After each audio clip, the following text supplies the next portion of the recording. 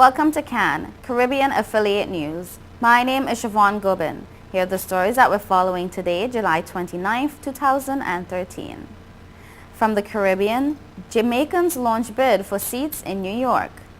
Cuban-trained Guyanese doctors return home.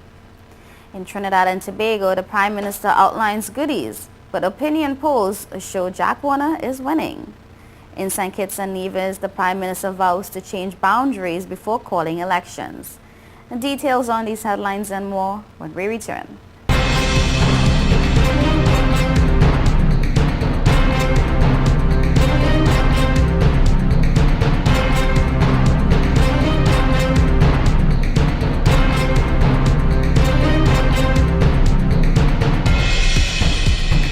Government say it's all about the food. August the 10th. Foreigners welcome to the land of oil dung. Beers and strong rum, girls hot and can done. Tell them it's how we did. Tell them it's how we did. Tell them it's how we did. Master we all and great. Tell them it's how we did. Tell them it's how we did. Tell them it's how we did. They. When I'm drinking rum and I'm ringing iron, so we did. I'm beating bucket every. It's all about the food. Oil Dung Fest, August 10th, Lampama, I'm in the place. It's not me, it's you, give me all. Over there started with a case of beer. The woman tell me we have to go somewhere. When Green call me, I tell me lava.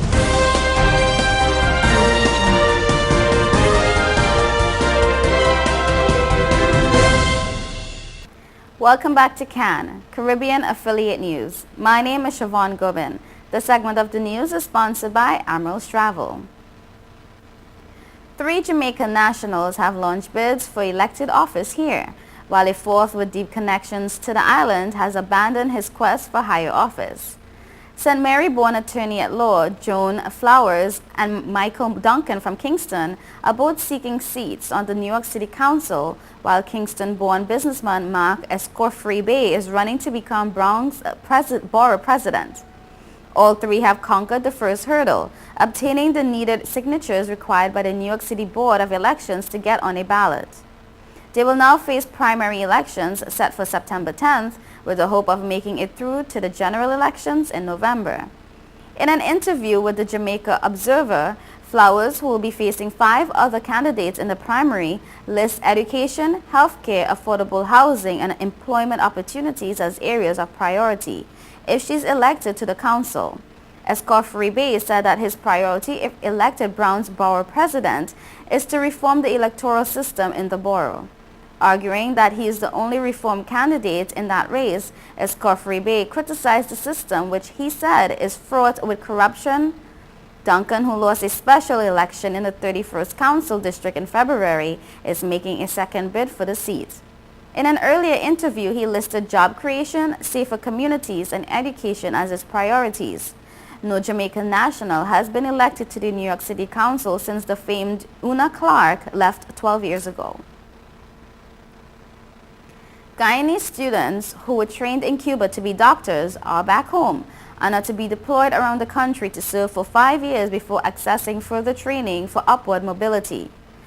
During a recent meeting with Minister of Health Dr. Biri Ramsaran, Chief Medical Officer Dr. Shamdeo Prasad, and other officials, the batch of Cuban graduates were briefed on what to expect now that they are back home. Ramsaran pointed out to them that Cuba creates doctors who are committed, patriotic, and want to serve. The minister indicated that the health sector will willingly help the graduates during their 5 years of service. He said Cuba has granted 4 other scholarships in key areas: psychiatry, pathology, gynecology, and orthopedics. He emphasized that they are expected to serve before the opportunities open to upward mobility. Prasad also briefed the medical graduates, observing that they are at another phase of their lives. He noted that the help from Cuba in training a stronger medical doctors would impact greatly on better health for all Guyanese.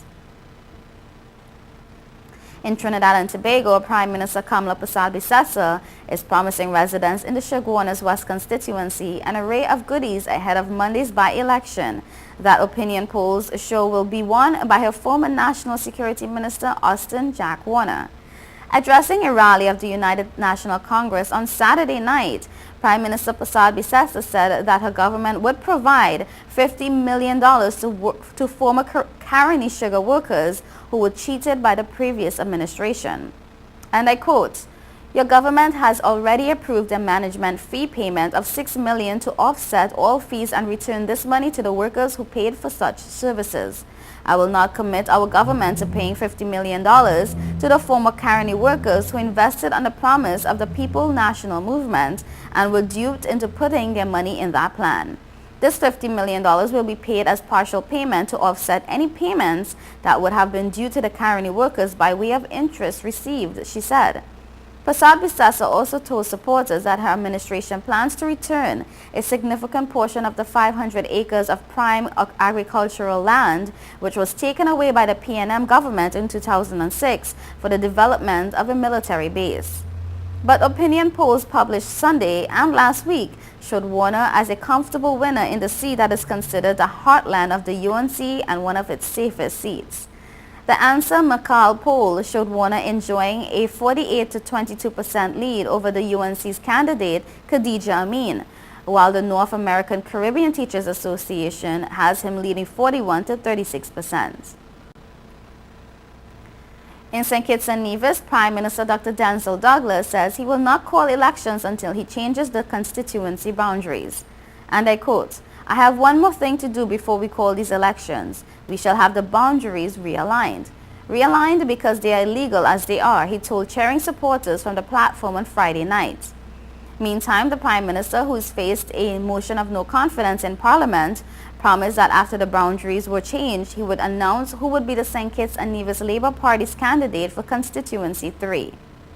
There has been a great deal of public speculation who would run in the constituency, long held by the former Deputy Prime Minister Sam Condor.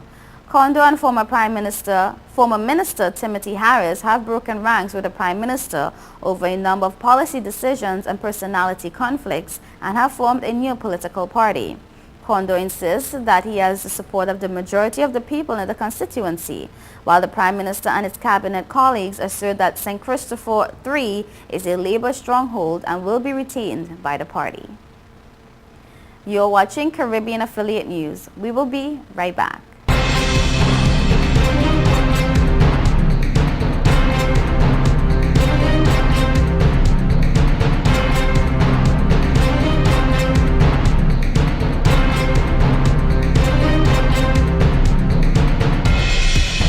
Since we announced Sign and Drive with zero out of pocket and low monthly payments, cars been flying out of Bronx Honda at a record pace. Whoa! New Accord with zero out of pocket for $249 a month, or new Civics just $199 per month, or save thousands with 0% financing. You never had to leave the Bronx to get the best price on the Honda. Bronx Honda guarantees the lowest price in the Bronx. Bronx Honda, East Tremont Avenue. Visit BronxHonda.com. Hey, excuse me, if you see me smiling, that's 'cause I'm chilling on Total Caribbean Network.